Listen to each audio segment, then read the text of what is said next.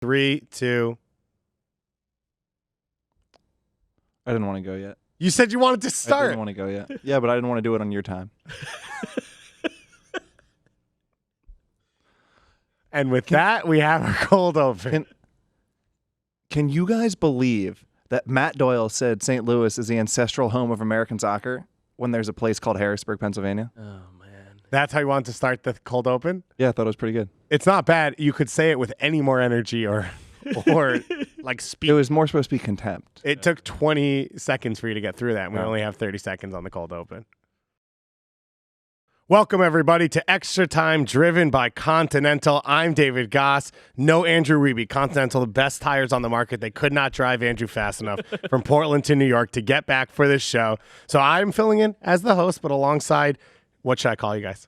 Your partners inside. Should I say it? Here at the AT&T MLS studio In New York, Midtown. New York. So Bobby got it in. Cool. Matt set it up. Assist to Matt over there. Thank you for that. Bobby, that's a secondary assist. Yep. Bobby Warshaw, Matt Doyle, and Calen Carr with me. We've got a lot to hit. It was a wild weekend of MLS action. We've got Leagues Cup coming up. We've got Rivalry Week on the verge. Starts on Wednesday night with DC hosting the New York Red Bulls. You've got LAFC San Jose Wednesday night as well. And then you've got games every single night all the way through the triple header on Sunday on Fox Sports. We've got potentially another MLS expansion team coming in. We've got an announcement. Potentially. You never know. Listen, I don't know what's going on. You've got an announcement coming up 12:30 p.m. Eastern time on MLSsoccer.com on Tuesday, August 20th in St. Louis, if you've heard of the city. We'll talk about that going forward, and we'll talk about, all the wild and crazy things that happen across MLS, including what's going on in Vancouver in their front office. But to start it out, we've been out in the field, a lot of us, and we get to meet people around the world of Major League Soccer, and people are normally super complimentary of us. So it was another really good night for us on Sunday. Andrew Wiebe on the ground in Portland for the Portland Timbers versus Atlanta United, which was an MLS Cup rematch. Phenomenal game, great action, end-to-end stuff. And Andrew, of course, being the intrepid reporter he was, always engaged on social media throughout the game, tweeting out, and then there was a controversial play, whether P.T. Martinez had earned a penalty kick or not. And post-game, the blame went squarely on the shoulders of MLSsoccer.com. Now, we're Pitti, and you go back to last Sunday against New York City, and Pro, if you missed it late this week, they replay that was not called, that Pitti drew at the end of that match, which would have sent likely Joseph Martinez to the line for a hat trick. And this is why I have a problem with league pundits saying that Pitti is a player who's cried wolf too many times. You just had the professional referees organization say that they missed a penalty on him. That's not crying wolf. Yeah. Well, that particular league pundit is an idiot because he is carping on MLSsoccer.com right now that there is no clear second-best team in this league right now. I'm trying to figure out who else it could be. It's not Philadelphia after losing 2-0 to Chicago. Yeah, that's right. It's not Minnesota after drawing with Orlando. No. San Jose, it's not them. They're running out of gas. Seattle's running out of gas. So shout out to 92.9 for introing us on this show, getting us right into the topics. I'm going to have the idiots step back up to the plate now and try and talk. Who do you think they were talking about? So Andrew Wiebe tweeted something about crying wolf during the game. Uh-huh. At the same time, normally people are mad at Bobby. Sometimes you, Doyle. Nobody ever gets mad at me.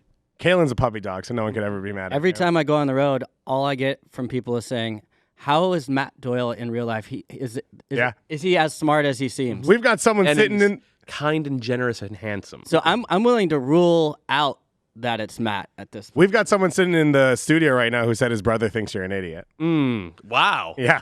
Wow. All right. He told me not to tell you, so that's why I just threw it right at you right off the beginning of the I'm a little angry now. So we don't know who it is. So it sounds like the one part It's may definitely have been Andrew. directed at Andrew. Yeah. Where do you think? Hey, Bobby, you haven't spoken a lot this show. I just know that the guy calling other people idiots didn't even know who he was talking about. Yeah, because he was conflating two people in there, which is fine. It happens. But who are the two people? Well, Wiebe tweeted out that PT is someone who cries wolf too often when he falls over. I personally, on Matchday Central last night, said that I do not think that Atlanta United are the second best team in the league because I don't think anybody is the second best team in the league. Yes, Atlanta United have won 5 of their last 6. 2 of those were a month ago, and they were not good. They were not impressive performances. Only 3.5 weeks ago, they beat Atlanta United, and it was a mediocre at best performance. Wait, they beat who? DC United. Yeah. Okay. 2-0. the last 4 games have been great. It's true. The Galaxy, NYCFC, Club America, and Portland have been great wins. This happens to just about every team in the league. Almost every team has a great month at some point, especially when 3 of the games are at home. So no, I am not willing to say that Atlanta United are definitively the best team in the league right now. Just to come off the LAFC. I think there's deciding. LAFC than the rest of the league. Conversation. Just coming off that, Atlanta United is currently first in the Eastern Conference. They won the Campeones Cup, and they will host the U.S. Open Cup final next week. Guys, it feels like we're getting a little distracted from this idiot comment. Can we make a run back on that one? So, I mean, the real question is, do we think that these radio hosts feel that Bobby is an idiot or Andrew is an idiot or both? And do we frankly support them in that view? Hold on. Can we just talk about how they called me an idiot and then 35 seconds later they put Columbus in the conversation for best second? What just happened there was that we had a conversation about the second best team in the league because you cannot trust recent results. If you go back through the league, just about every single team on the results page has some part of their 25 games where there are 4 straight green dots that signal a win. Right? Houston, Columbus, Montreal, Minnesota, Seattle, San Jose, every single team has a 4-game run. Can I give you the argument for Atlanta United? Absolutely, and there's a very good argument, right? I'm not saying they're definitively not the second best team in the league, but you need to wait. You need to have more than a good 3.5 weeks to really say, especially what LAFC are doing, to really say you need to be taken seriously. I think I agree with that. I do take Atlanta United seriously, like more seriously, I should say, than I think most of the other teams in the conversation. First of all, because Joseph is an MVP caliber player, and he showed it last year, and he's obviously showing it now this year as well. And when you have that alpha, it raises everybody's level. Second, we all have to be there now on Miles Robinson. He had a kind of a rough July, I guess end of June into July, and then over the past 4 weeks now, he has been just spectacular. What he did against Club, and it's not just his defense against Club America, it was like striding into the midfield with the ball on his foot and creating chances with his dribbling and passing. Nobody thought Miles Robinson had that. And then combining that with what we saw against Portland, because if you look at expected goals, this was a drubbing. This was Atlanta United, I think, 2.3 to 0.75. But it wasn't just about, there were times in this game where Portland had them, where Portland absolutely had them, and it was just that one touch away from getting Brian Fernandez loose on the break. And Portland on the break are, I still think, the best team in the league. And Miles Robinson was always there to put a foot in to end it. So just having those two guys, and then you go up the spine, Darlington Nagbe playing the best soccer of his career, Jeff Lorenowitz, forever young, apparently, and PT and Barca not finding the final touch necessarily, but being influential in the game. So I think that between if you look at their last 20 games in MLS competition, they're 13-6-1. Between what they've done in the U.S. Open Cup, between what they did in the Campeones Cup against a very good Club America side, I think that they have a very strong argument to be that second best team. However, as Bobby said, it's not clear cut. So then who else? I mean, that's the thing. Yeah, NYCFC. Bobby, who else? NYCFC are obviously there. I think Portland are still there. I know they just lost to Atlanta United, but that might be matchup. Like we talked about this a little bit on Matchday Central last night. Like Portland might not be the second best team in the league, but I think they are obviously the worst matchup for LAFC. I think if anybody knocks LAFC out in the playoffs, it's going to be Portland because of that counterattack. Whereas at the same time, Atlanta might just be a terrible matchup for Portland because Miles Robinson is a one-man counterattack destruction machine. So that's when you get to this point, you're talking about not just quality, but you're talking about how these two teams match up against each other when they take the field. Maybe that makes me an idiot. I don't know. We're going to leave it to our friends great club, in Atlanta. Great club. Come join. I'm just glad to see the Adrian Heath movement. I was about to say, for Atlanta and Minnesota, who have had their differences in the past, going into an Open Cup final, for them to come together we give them common over ground. How bad MLS.com is so nice to see. I want somebody to go in on Calen, though. We had his face. We had Jeff Cameron and who was it? Hurt Gomez got into our mentions, but I think that was related to Bobby a little bit, saying Wayne Rooney shouldn't. I was surprised to see Wayne Rooney back into the starting lineup after all that. I guess it didn't work out well for them. But. Yeah, I mean, they lost, and they were very bad, like they've been for the last 3 months. Quincy. Wayne's a little upset about that. Before we finish, you mentioned NYCFC. Mm-hmm. Do the Philadelphia Union, does Minnesota, does the Galaxy? No to Minnesota. San Jose. Galaxy have the talent to get there. San Jose, and Bobby and I talked about this briefly last night. San Jose are really, really good, and they have part of what's made them good is every single week they have come out with a +++ effort. Every single week. A Wednesday game in the middle of April where most teams are like third gear, Matias Almeida's got them out there redlining. Well, it's the part of the season now where everybody is coming out that intense in every single game. San Jose don't have that inherent advantage anymore. The last couple of weeks, they haven't been able to get it done. I'm curious to see what happens from here on out because they're in a fight for their playoff lives. I've got it pretty clearly with Atlanta United. I think they're the second best team when you look at the top-end talent, which they surely have, them being defending champions. And then I think, to Doyle's point, I think the defense is actually better than it was last year. I think Miles Robinson makes them a better defensive team. So I think very clearly in an East that's completely wide open, to me, Atlanta United is the favorite. 2 people on this table just earned themselves a guest appearance role on 92.9. The show. I don't know what the rest of that was in Atlanta. One person over here is just going to be sitting. Bobby, you can come on my radio show anytime. I guess that would be extra time. So technically, you're already on it. Can we just shout out Jay Riddle for making all this happen? Oh, I never would. You're the one who sent the clip to us. Yeah, and Jay sent it. Who's being sent down to the Open Cup final, by the way, for Atlanta against against Minnesota? I don't think anyone is. I thought it was Weeby. No, Weeby, I think, got nixed because he couldn't get back from Portland in time. That would have been Once we glorious. figured out Weeby doesn't know how to fly. Those post-game interviews would have been awesome. Yeah, yes. Adrian Heath on one side and then Atlanta United on the other, and Andrew Weeby just lightning bolt right in the middle. Speaking about the playoffs, LAFC, the first team to clinch a playoff spot in 2019 with their 2-0 win over RSL. And Carlos Vela, guess what? He scored a goal. He sets the record for combined goals and assists in an MLS season. And we still have like 2 months to go left in the season, breaking Javinko's record. Bobby, you look at Javinko. Joseph Martinez, the other person who's going to get mentioned in this conversation as well, Miguel Almiron. How is what Vela's done maybe in any way different from what Javinko did? Vela's run has been incredible, but I will say that I found Jovinko in 2015, Miguel Almiron last year, and I might even put Landon Donovan back in the 11 to 13 stretch in those last 15 games of the year when he was absolutely dominant. Those 3 players I thought did it in a more thrilling fashion. That doesn't mean they're better. That doesn't mean they deserve more credit for it. But there's an interesting dynamic where Vela has put together the best numbers, the best season in single-season history, but I still thought just by watching them that Almiron, Jovinko, and Landon at times were actually more individually dominant, more individually incredible to watch. Is that a fair statement, or is that...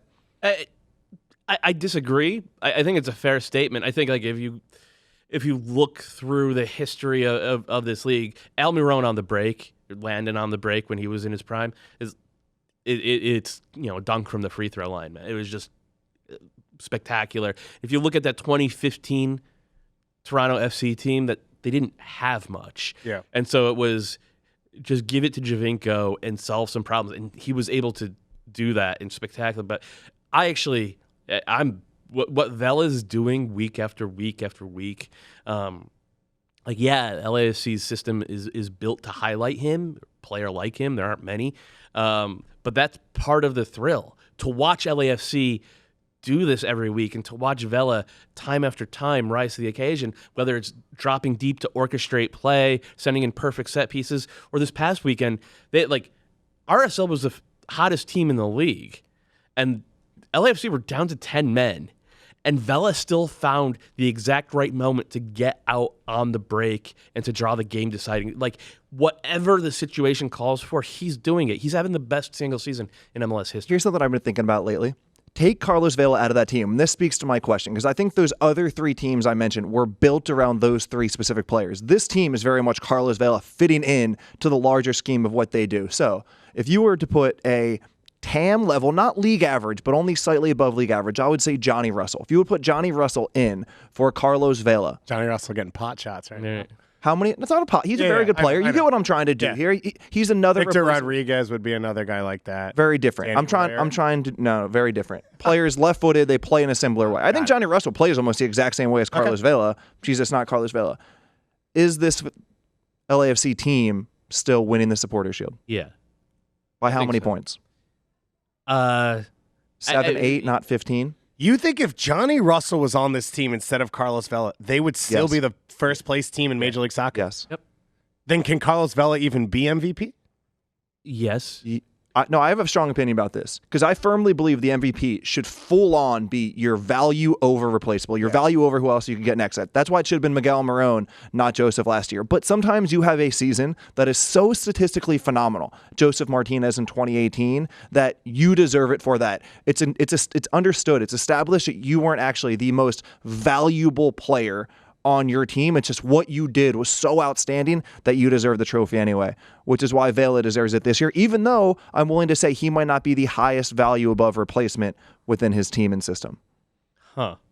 Who's that? Who Vela. is? What? Who is the highest value above replacement? I said Piatti for the last few years. That if you had taken Piatti off that team, they were totally done and dusted. Which they were seeing. Yeah, but they were okay with him without him at first, right? I think they started off like 3-0-1 or something like that. Piatti, Ladero was probably the next one, where if you take Ladero off that team. Maybe it's Chad Marshall. Yeah, Chad Marshall. Right? I mean, that's a whole other... I get what you're saying, but that gets into the semantics of most valuable player or most outstanding player. Right. And I always vote as like who's the most outstanding player. And it's Carlos Vela, hands down. But if you look at this LAFC team, they have the best defense in the league. Just in terms of goals per game, goals against, all that. They have the best midfield in the league, I think. They have in Diego Rossi, a guy who might get sold for $10 million or more any moment now. They have in Adama Diomande, a guy who I still have questions about on a week-to-week basis, but if you look at his MLS career, he's played 2,300 minutes. He has 20 goals and 10 assists in 2,300 minutes. If that was a season, that's an MVP season right there. So they have all that, and if you put like a Johnny Russell into that front line as well, they're not going to score. They're not going to score 85 goals and collect 78 points or whatever they're on track for. But it's still probably like a 65, 66 point team, which is Supporter Shield caliber this season especially. You've said a couple times that you weren't sure that LAFC could win MLS Cup with Adama Diomande being maybe not their second best attacker, but their starting striker and a focal point of that team. Where are you on that after week 24? I mean, he just had a spectacular game. He won them that game at RSL. It was his hold-up play and passing vision that combined with the Vela to win the penalty, and then he got the icer as well. When he's on, he is probably a top 5 center forward in this league. Yeah, it just feels it feels so hit and miss with him. And in the playoffs, we've seen it, man. Like, you need that other guy to do it. In 2017, it wasn't Javinko every game. It was Josie or it was Vasquez. Mm-hmm. You know, in 2016, it was obviously Ladero doing his thing, but Nelson Valdez couldn't buy a goal in the regular season. Legend. Started playing like the international caliber player that he was. My add to that is, talent-wise, Diomande can definitely do it. Yep. Right? It's a question of whether he feels comfortable with his role in that system and allowing his talent to come out. The way I conceptualize Diomande is, I think he's in the second tier of talent for MLS strikers if Joseph and Zlatan are in the top tier. Mm-hmm. Are we missing anybody in that? I would throw Josie in there. Okay.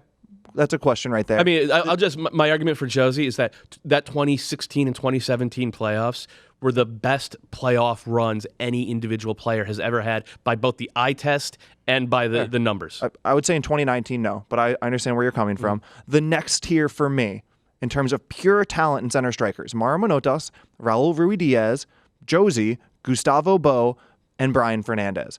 I would put Adama Diomande in that category. We rate people like Fernandez and Bo and Ruidiaz and Manotas very high. Mm-hmm. I think talent-wise, we should think of Adama Diomande in that category as well. I don't have a problem with that. It's just, is that going to show up? And LAFC are going to need that to show up in in the playoffs. They might only need it one game. They might not need it 4 times from him True. because of the quality of the rest of the team. And you talk about Vasquez and Josie. Well, they've got Kay, they've got Atuesta, they've got guys, Latif, who can create out of midfield, create chances. We'll see what happens for LAFC. They've clinched a playoff spot. They're setting records left and right.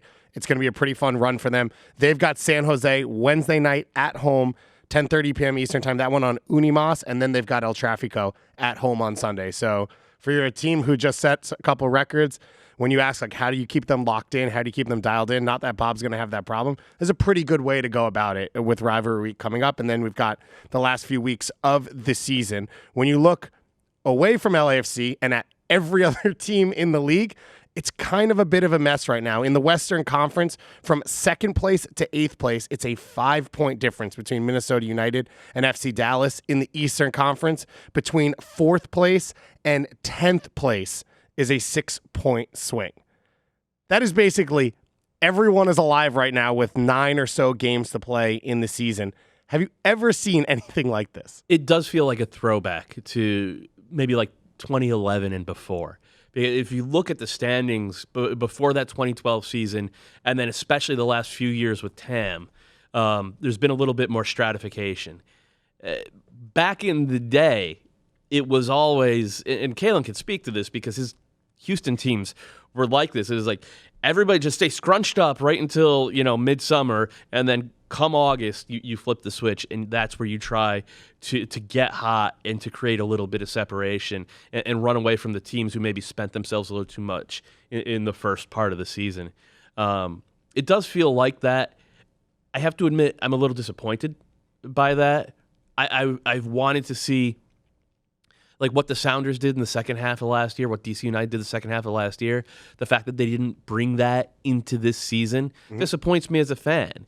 If you watch what LAFC have done all year and San Jose for a good chunk of the season, playing that well with that much intentionality week after week after week, it's fun. And it feels like a lot of these teams have been sort of fumbling through the year. But couldn't that still be happening? Like Minnesota United right now? They continue on towards the last month and a half of the year, and they're able to push forward. They've already been on a good run. Mm-hmm. Could you not reflect back on this time and say, wow, they really started to separate themselves?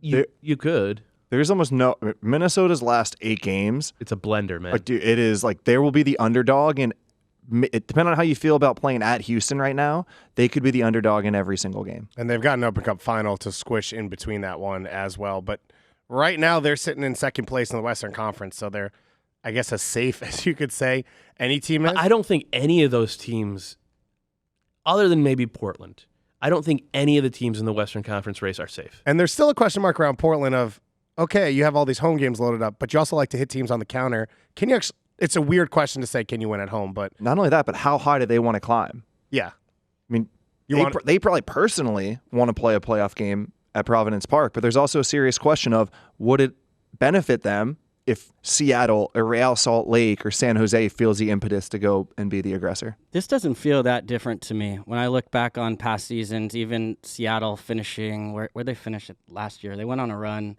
I mean, they've kind of always climbed up I remember Christian Roldan came out and said, we don't want to just get in the playoffs. We want to try and get a home game and get a high seed. I think they finished 2nd. Yeah, they did. But they had to have literally the best half season in MLS history to do that. Right. But I'm just saying the difference to me feels more that we have these runaway clubs now, because before, I'm not sure I remember that happening before I said this with Toronto FC, which was one of the first teams that I remember experiencing going into the playoffs and being like, yeah, they'll probably go all the way. They'll probably win it all. I just felt confident doing that. Last year, Atlanta United, same thing. This year, LAFC. So I think at the very top, you're starting to see that separation, but this sort of like jumbled madness of MLS beneath that all feels very familiar. So let me put you on the spot. Of these teams, let's stay in the Western Conference. 2 through 8 are still in it. Minnesota, LA Galaxy, RSL, Seattle, San Jose, Portland, FC Dallas. Who do you feel confident about from that group, and who are you less in on, we'll say? Oh, man. What happens when you go quiet for 15 minutes? Yeah. I mean, it's This is how you get people to call you an idiot. It's literally all wide open. I mean, I I feel pretty good about Minnesota United and the Galaxy. I know I shouldn't be, but I feel pretty good about Seattle, Salt Lake, San Jose, Portland. I feel pretty good about Portland. So maybe 4 teams, even though it's all right in there. Well, Those would be the let's ones So I- Seattle, FC then. Dallas, by the way, just outside of it, they have games. They've played the most games. They have. But They also have the easiest they remaining have schedule. a nice, tidy schedule. A lot of it at home against poor teams. Who did you want to do, Bobby? Let's use this as a transition to talking about Seattle. Okay. Seattle Sounders. I don't think Bobby feels good about Seattle. Seattle Sounders were not able to beat the LA Galaxy. They went man up in the 6th minute. So they played 84 minutes man up. They were leading 2-1 late in the game. Oh, sorry, they were trailing 2-1 late in the game. And David Bingham Great and goal to Jorgen tie it. Skelvik got creative, and they were able to get Seattle a result in that one. Congratulations to them. But are you worried about Seattle? Yeah, I mean, I've been worried about Seattle for 3 years, David. But I'm certainly worried right now, and it came up after. They won MLS Cup 3 years ago. Continue. Do you really want to do that No, right now? I don't wanna do that. Is that a I thing don't you wanna want to do? that.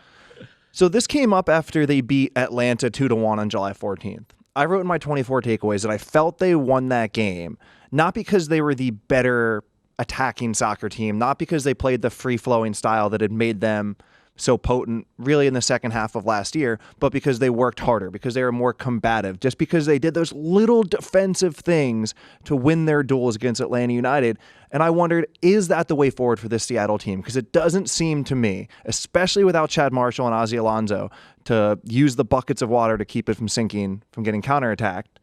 Could they still be the same attacking team? And I think that is more important than ever right now, because I don't know how you watch them play up a man against the Galaxy. And yes, maybe missing Victor Rodriguez matters that much. Maybe missing Brad Smith or only having Kelvin Leerdam just returned from injury matters that much. I understand that.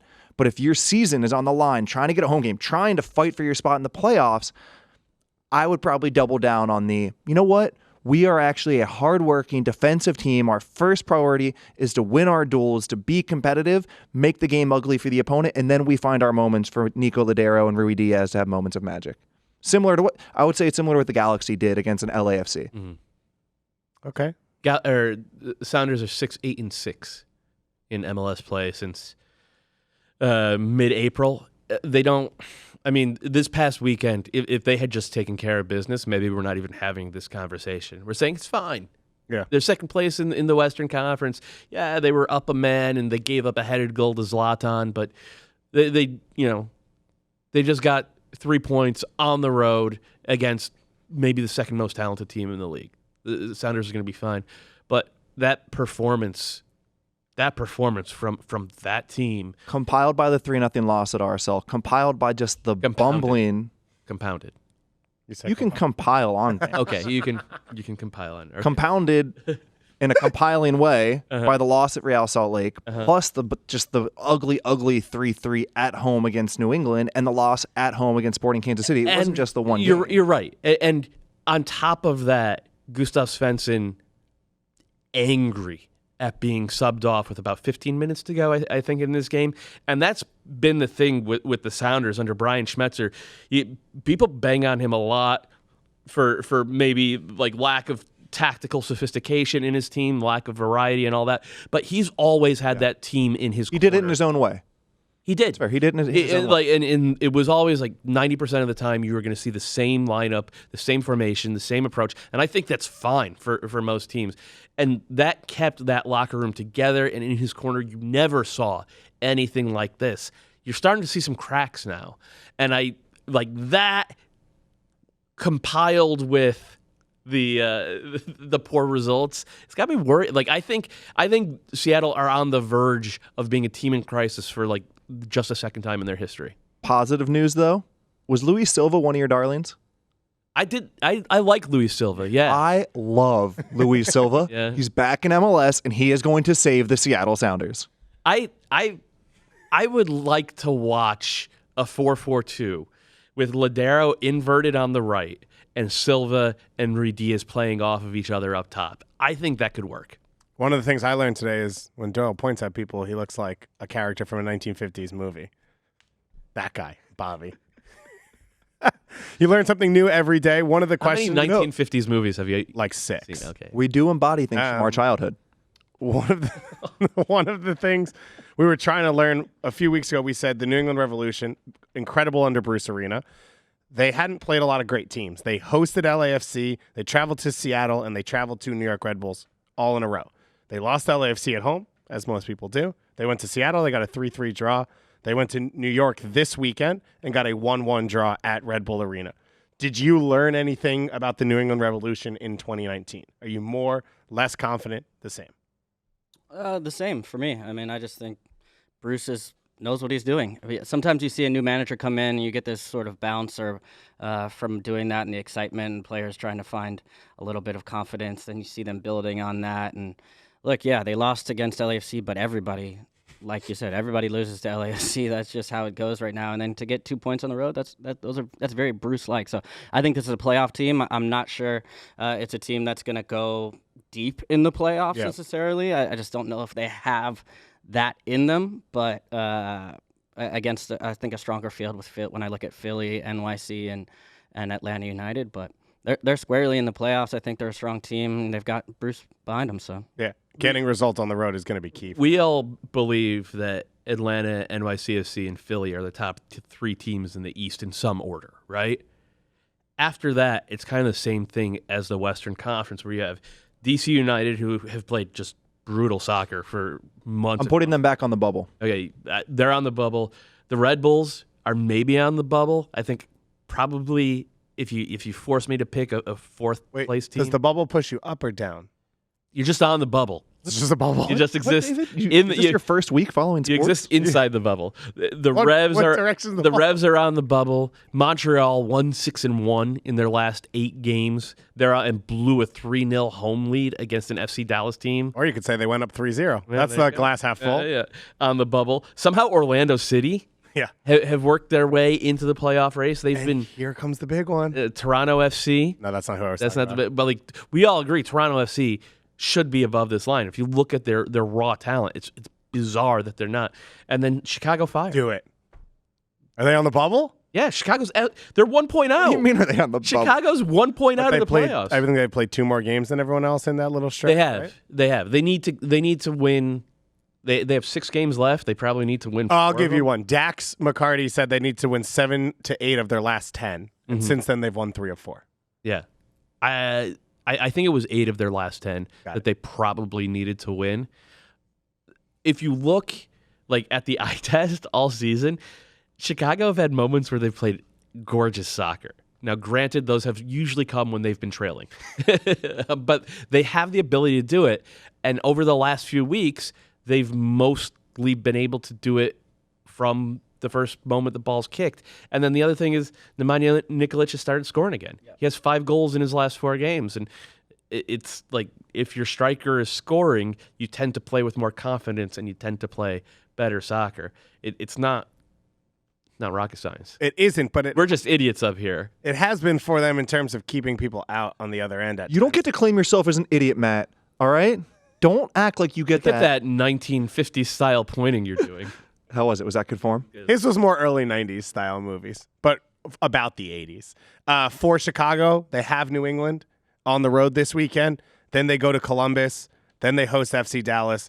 Then they go to Cincinnati, and they close out with Toronto FC and at Orlando. So they play all the teams right around them, but they don't play Atlanta. They don't play LAFC. They don't play Philly. Like, you'd think it's a decent schedule. Just the question is, can they find the consistency? Nico Gaitan got a red card. It's 7 teams for 4 spots. Oof, that is beautiful. And New England might actually be the first one to puncture into the bubble because they have 3 6-point games in their next 4. They do play the 3 teams below them, Chicago, then Toronto, both at home, NYCFC wedged in, and then at Orlando. So they might be the first team of all of these, depending on how many points they take from that, to have a definitive answer. So what you're telling me is I should strap in for every game because everyone's a 6-point M8. That's what Bobby was telling me. It starts Wednesday night for this week of MLS action. NYCFC hosting Columbus at 7 p.m. Eastern time, and then an Unimas double. I want to hear who Calen thinks is going to make it from the Eastern Conference. Thanks for cutting off my little promo read there. Oh, sorry about that. Do you want me to finish the read and then you can do it? Sure, yeah. Yeah. Think while I'm reading. Unimas doubleheader coming up on Wednesday, 8 p.m. Eastern Time.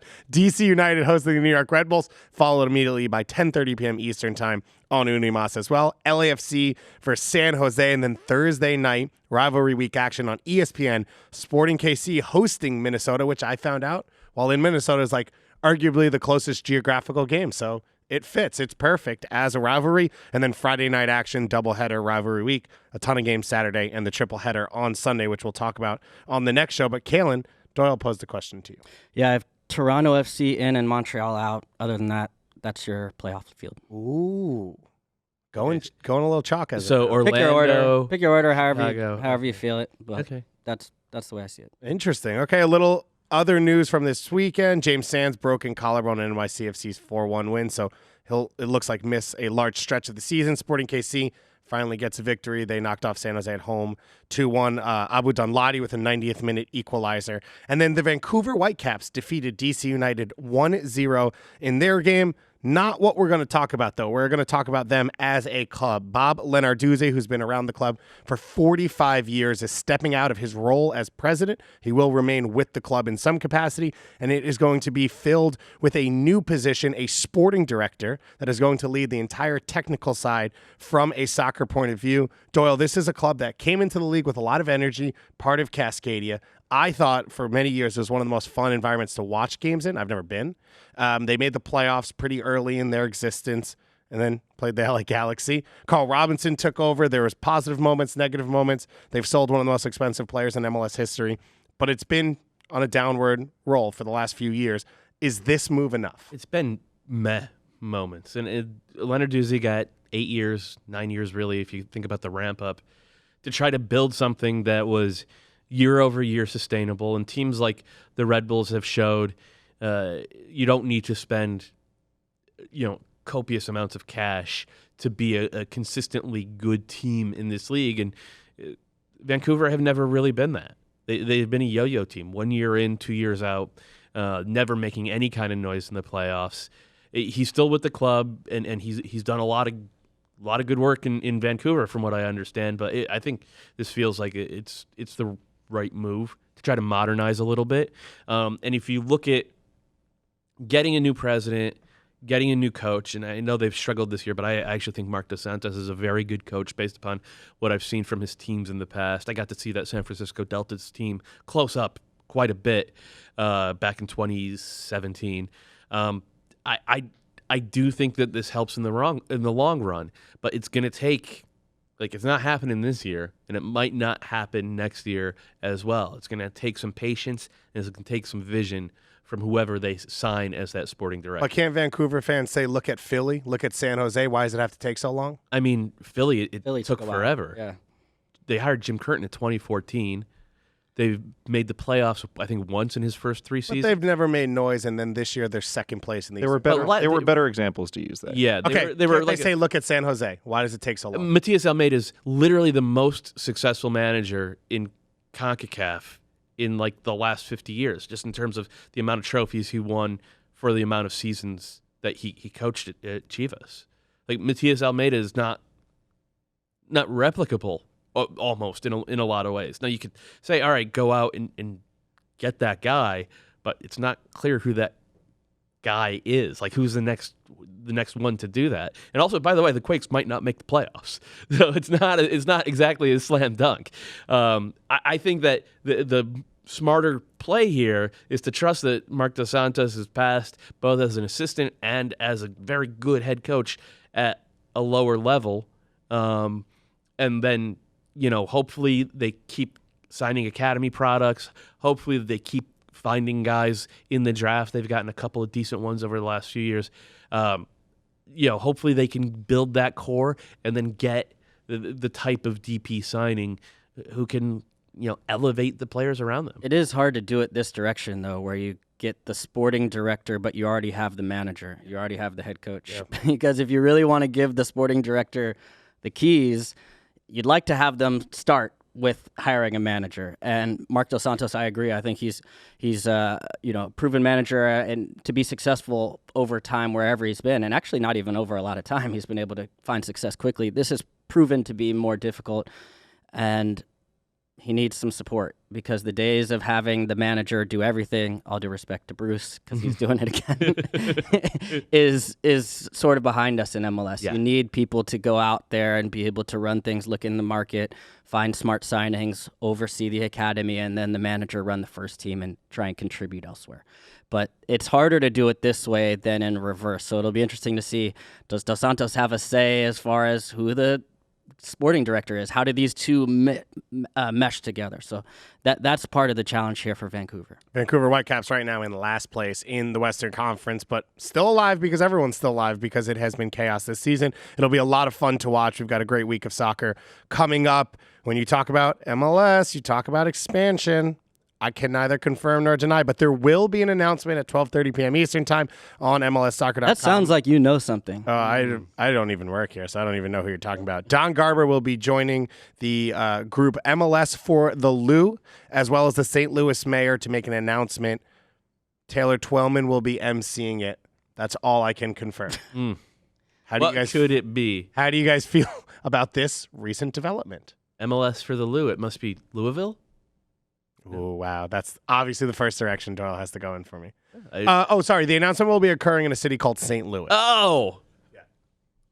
I think it's cool. St. Louis is, I think we all know, kind of the ancestral home of soccer in the U.S. If you look back, every men's World Cup roster since 1930, the U.S. team that's made it has had a guy from St. Louis, at least one, often multiple. I talk to Twellman every now and again. He says it's going to be like Portland. It is going to be a town where as soon as the MLS team is in there, it matters at the highest level, and it's going to be sellout after sellout. I hope that's what we get. I hope Taylor's right about this. Because the Portland fans were going to USL games before that. I'm not saying St. Louis isn't. They're averaging 6,000 to 8,000. Yeah, no, it's pretty good. It's good, not right? in the city. Yep. But this stadium is supposed to be kind of right downtown, very easily accessible via mass transit and via the highways out there. I hope it works, and I hope they have an immediate heated and hate-filled rivalry with both Chicago and Kansas City. I think that would be dope. Yeah, Susanna and Andrew were on the show last time, so we heard a lot about the Midwest and how people hate other Midwest cities. But in reality, the way they hate each other cities, I think is still nice for what we do on the East Coast. But I'm not totally sure. That's exciting news. We'll see what happens with that one. And outside of MLS action, we've got Leagues Cup Semifinals this week, a doubleheader on Tuesday, 8:30 p.m. Eastern Time, Club America against Tigres at a sold-out BBVA Compass Stadium in Houston. That one's on 2DN and ESPN2, and then it's followed up, the doubleheader, with Cruz Azul heading to the LA Galaxy, 10:30 p.m. Eastern Time as well on the same two channels, ESPN2 and 2DN. And Bobby, all four of the teams were required to put in their 23s that will be available for selection in the 18 going into this game. And you see some really strong groups from Club America, from Tigres, from Cruz Azul, and the LA Galaxy, who got through with a rotated group in the quarterfinal. No Zlatan, no Jonah Dos Santos, no Pavone. Yeah, it's frustrating. David, I talked to Hercules Gomez. I talked to Hercules Gomez a lot about the MLS Liga MX matchups. And one thing he says is Liga MX teams do well because, and the line he uses is, they want to win in everything, even in marbles, right? And then we see the MLS teams, and yes, they're mid-season, whereas Liga MX are a little early in their year.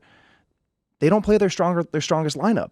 And it seems to me that if you truly want to be an elite club, not just any club, right? I would argue that any club needs this in their DNA. If you want to be the Los Angeles Galaxy, and credit to Atlanta United for going into Campeones Cup and playing a lineup and playing with a mentality that could win that game. That is why Atlanta United is in a tier ahead of everyone else right now, because they have this ingrained into their DNA that they want to win in everything, whether it's marbles, whether it's soccer, whether it's walking down the street. And I find it disappointing that the LA Galaxy, with all those stars and that sash and all that pomp that they claim to have, do not approach this game like they have to win or die. It's not a bad point, although for the LA Galaxy, it worked for them in the quarterfinals. We'll see what happens. Listen, and they might win, and credit to them if they have the depth to win, but it would be a stretch. It'll be interesting to see starting next year. You assume LAFC wins Supporter Shield. They'll be in CCL, right? Bob Bradley has already said they want to contend for Open Cup. They cared. They just lost to the team that it looks like maybe is their worst matchup. And then you start to get into Leagues Cup and Campeones Cup, whatever they qualify for. It'll be interesting to see how they treat competitions if you're in CCL, you cannot be in Leagues Cup, right? But you could be in Campeones Cup if you win MLS Cup. Right. So we'll see what happens. You guys all just finished saying the Galaxy might not make the playoffs, though. Yeah, doesn't matter. No. I got no problem with that. Club America and Tigres might not make the playoffs. Make the play. You're the LA Galaxy, man. Make the playoffs. Win Leagues Cup. Win Open Cup. Win Champions League. Win Campeones Cup. You have a sash on your jersey, for crying out loud. Win trophies. Every trophy. Bobby Warshaw, ladies and gentlemen. I like that. For Campeones Cup, what happened last week felt like a big moment in the environment, in the atmosphere around the game. I think when you watch Club America Tigres in front of a sold-out crowd with the best teams they can put out there against each other on Tuesday, everyone's going to be like, oh, Leagues Cup is here now. Because it's going to be good soccer. It's going to be fun to watch. I know Calen's going to be locked in. I will be at the LA Galaxy game, but I'm excited about that one because Cruz Azul, it's a very MLS-centric team, and so that'll be fun to watch them go up against the LA Galaxy, and that is most of your soccer for the week. So you have a doubleheader on Tuesday. You've got 3 games on Wednesday, rivalry week Thursday, and then we go into the weekend. Is there anything else you could want in life? David, what rivalry are you looking forward to the most? For this week? Yes. That's a good question. I'm looking forward to El Tráfico. It'll be my first one. Yeah. I got there for Leagues Cup 3 days after it last time, and they were like, you should have been here last week. Let me ask you this, because I've been thinking about it a lot since Philadelphia came into the league a decade ago now. It just seems like DC versus Philly should be one of these rivalries. Maybe not at the level of like Montreal versus Toronto, just because there's so much history there, but like the proximity is there, the fan bases overlap. Obviously, they play each other multiple times every single year, and it hasn't happened. Is it just because these two teams haven't played each other in big games yet? I actually have an answer to this, at least from my own personal experience. Growing up in Harrisburg, my town is split between Pittsburgh and Philadelphia. I was raised a Philadelphia sports fan and everything. I grew up a DC United fan because we didn't have the Philadelphia Union. Philadelphia people, Harrisburg people, we were already had an allegiance to DC United. It made it awkward when the Union, a Philadelphia team, in the same way that the Sixers and the Eagles and the Phillies were Philadelphia teams. So I didn't know what to do with that relationship. I wasn't going to switch from DC United to the Union, but at the same time, I didn't necessarily want to cheer against a Philadelphia team who had the same brethren as all my other favorite players. So it might take a few more years, or like maybe a generation. Yeah. All right. Yep. It's a good answer. You look at the games, by the way, Friday night is the Southeast one, Orlando, Atlanta, and then followed by Cascadia Cup. Saturday, you've got New York, which is awesome. You've got Toronto, Montreal, which is great. RSL Colorado, it's Nick Ramondo's last ever Rocky Mountain Cup game. Tim Howard on the other side, so that's a pretty cool environment, and that one will be in RSL at Rio Tinto. And then first ever Hell is Real at Nippert Stadium on Sunday. It's going to be pretty orange. That's going to be pretty cool. If you remember when they played in Open Cup before Cincinnati was in the in Major League Soccer, and Columbus brought like a huge section, they filled a whole portion, and Cincinnati, that was the first win of that run. This is what I'm saying, right? Because I'm sure there were Cincinnati-based crew fans, right, who as soon as FC Cincinnati started to exist, dropped the crew like a bad habit, man. And like this feels like a real rivalry already. I want Philly and DC to get there. Anyway, sorry. I think there's an easy way to solve this. I think you need to get in a car, you need to drive to Philly and DC and just stand out on the street and tell people you need to be mad at DC United or the Philadelphia Mad Union. as hell, and you're not going to take it anymore. Exactly. I think that's what you need to do. I think also the time when Philly came into the league, we didn't have the same build-up as far as geographical rivals, and also DC's energy was spent elsewhere. They have the historic rivalry with the Red Bulls. Which, by the way, Red Bulls fans having NYCFC in their backyard are saying, well, DC's our rival. So old school Red Bulls fans say that. Every Red Bull fan says that. Right. But I think they might say it to be cool. I'm not sure. Unconfirmed whether or not that's why they just say watching those games, whether it's DC versus Red Bulls or NYCFC versus Red Bulls, it comes through the screen at you. There's a different feeling when it's NYCFC. Yeah. I can neither confirm nor deny. I don't know. So things change. There's hope for you. Yeah, things do change. We've got some more coming up on Thursday for you. Of course, we'll preview all those weekend games. We'll talk Leagues Cup, and we'll see who's in the final, which will be in Las Vegas. Are you going?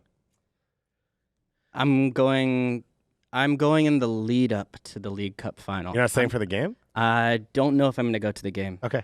I may be here covering it, but I'm going to I'm going to look at the kind of like build up to it. Okay. So I'm hoping the Galaxy get there because that would just make my life a lot better. Okay. So LA, if you could do us a favor, I think. Listen to Bobby's pep talk, please. Yeah. Come on, fellas. Win everything. That's your job. That's a good pep talk, by the way. And you're right. If you want to be the Barcelona or the Manchester City or the Bayern Munich or the Juventus of MLS, you have to play every game like there's a trophy on the line. You do. And the complaint is like, well, salary cap, how do we add people? You just added Pavone. Yeah. Like, you don't have a hand behind your back. If I'm jumping on Bobby's point, which I agree with, you've got a stacked roster and you have the ability to stack it at times.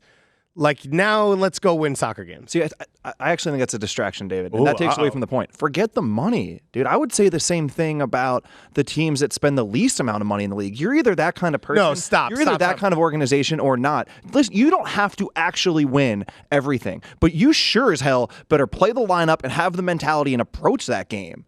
And I just don't see it from enough of these clubs, right? I don't see enough of these clubs where if you don't win, you can't breathe, not just as players, but as an organization. And that is an inherent competitive advantage that the League MX teams have over the MLS teams, is that win or suffocate emotionally feeling. I'm sorry. If Monarcas or Santa or Pumas was in this competition, I don't know that they would have the same ability. Because it does come down to budget and your ability to have a deeper roster and to put players out there consistently and still be able to start good teams on the weekend, or when you do rotate, still be a good lineup.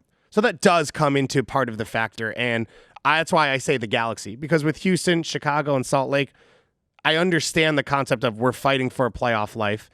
Coaches are no. Salt Lake played their first 11 against Tigres, man. Yeah. Salt Lake went after them that game. You're right. And they should have won that game. They deserve credit for that. And they should have won that game as well. But you can understand the concept of we've got big playoff games. We don't have enough players, whatever.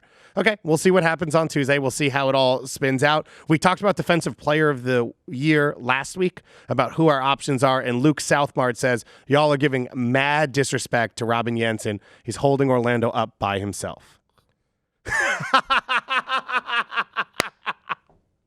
He's been good. Doyle just rolled his eyes and scoffed. He's been good. He's been a top half center back. He doesn't deserve to be in the Defender of the Year conversation, but he's been good, and he deserves probably more credit than he's been given. So top 15 center back in the league? That top makes you 12? No, stop. Center back or defender? Center back. That doesn't get you in the conversation. That puts you as like a top 30 Well, that's what I'm defender. saying, Yeah. Okay.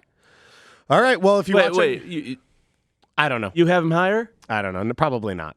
No, probably not. I mean, just off the top of my head, Go. Robinson, Zimmerman, Ike, Segura, Parker, Long, maybe Long. Neither. Whoa. Neither. Oh, in 2019, right now? 2019. I don't know where Chanot and Collins. Yep, and for Sands. Sure. I don't know if I put Sands there yet. I don't know where Matt Hedges is at this point. He was strong earlier in the year, a little. Are we talking Down- center I would backs put now, or are we Hedges. talking? I'm talking defenders? just center backs. Got it. Justin Glad. We got to put Justin Glad in there. Whoa. The on-off splits. He's back in the convo. Justin Glad when Justin Glad plays this year, they're 11-3-3 with a plus 19 goal differential. When he sits, they're 1-7-2 with a minus 15 goal differential. You undersold 1-7-1. 1-7-1 with a minus 15 goal differential. Those on-off splits, that's like Diego Chara level. I'd throw Mabiala in there over Janssen as well. Would you put Youngworth?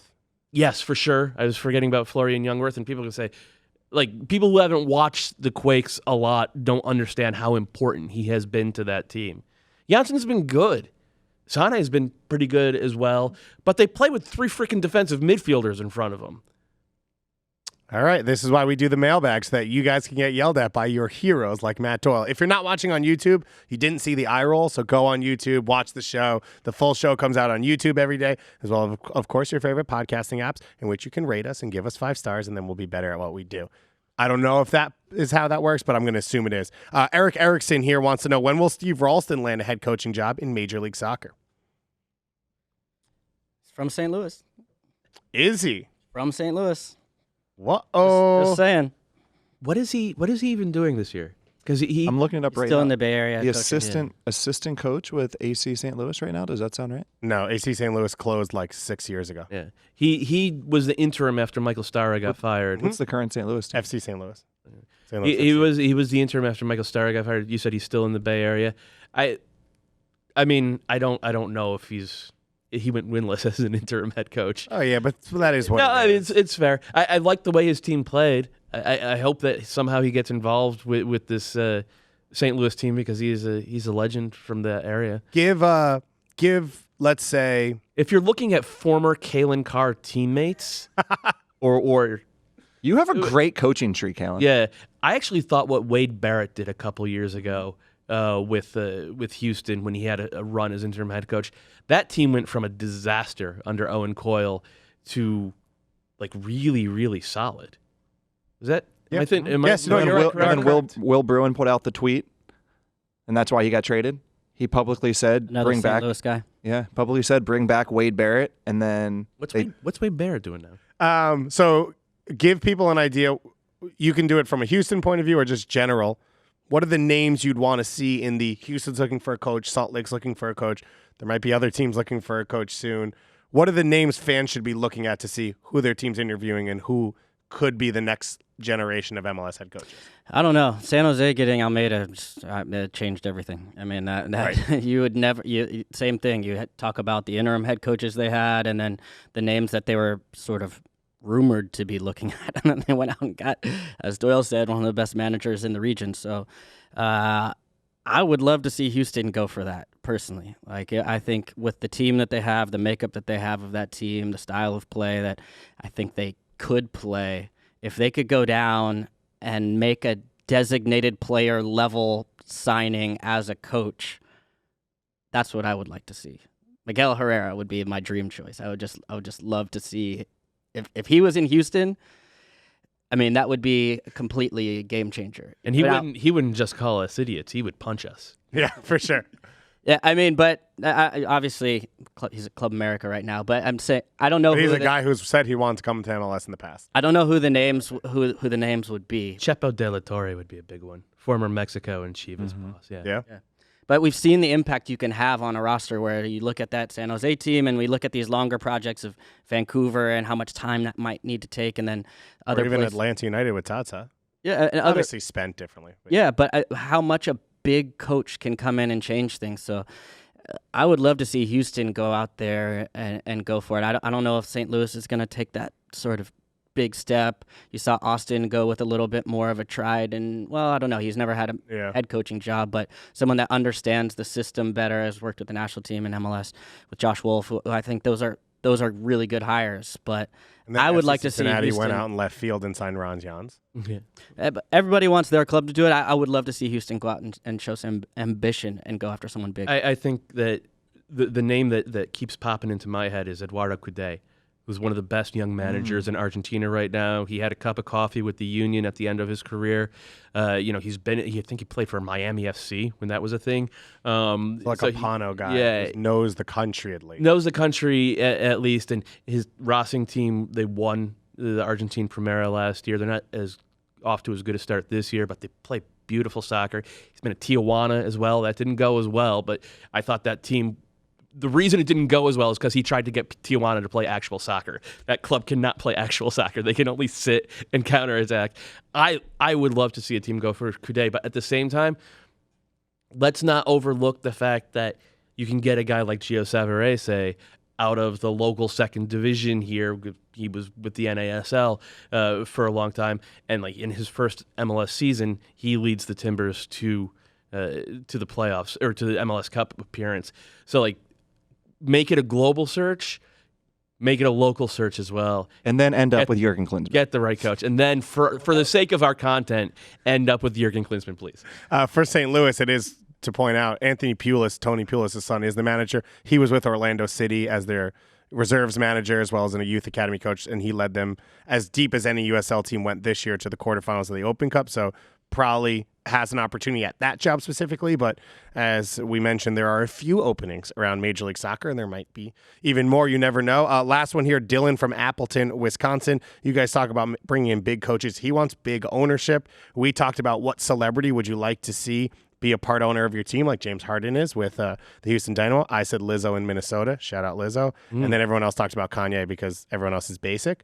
Dylan in Appleton, Wisconsin wants this ownership group to come together and create an MLS team in Wisconsin. He's got Aaron Rodgers, soccer fan apparently, Man City, and a part owner of the Milwaukee Bucks. JJ Watt, who's a native of someplace in Milwaukee that I can't pronounce, and of course is married to a professional soccer player.